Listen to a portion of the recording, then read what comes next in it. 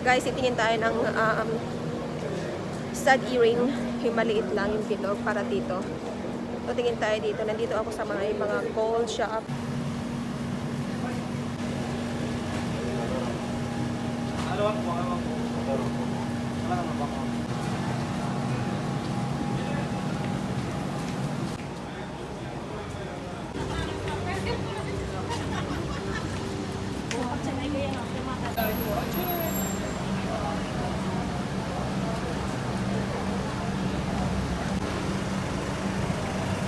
Grabe, sobrang lalaki guys yung mga gold dito sa Caribbean.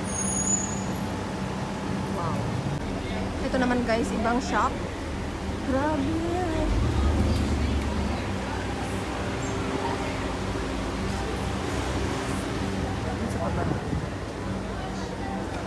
Sobra siguro mga mamahal yung mga friends.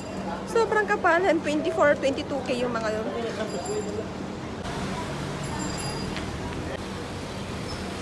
Guys, ito din yung mga bilihan ng mga gold.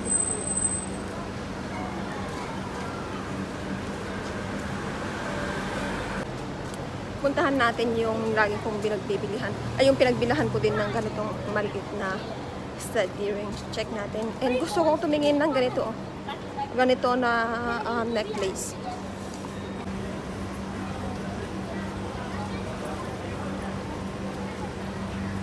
Wow, this is 20. Baka ito ay 22. 22K. 18K.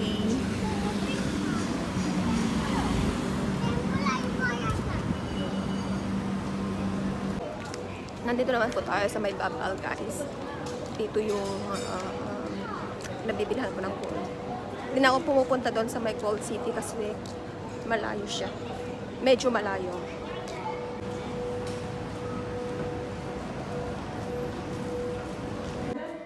Guys, nandito tayo sa Shine Jewelry. Like this, but 17 just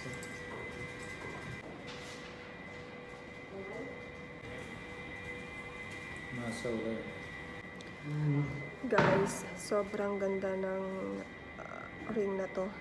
6 gram. 6 gram siya. Guys, nandito ulit ako sa pati nga, ibang shop. 2 pieces. It's very small. I want the same one. Ang liit. Little big.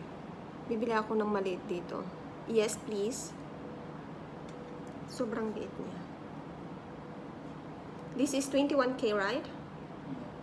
No, this is 22 there. Ah, this is 22K, mga friends. Sure. If you want here, no? Guys, wala tayong nabili.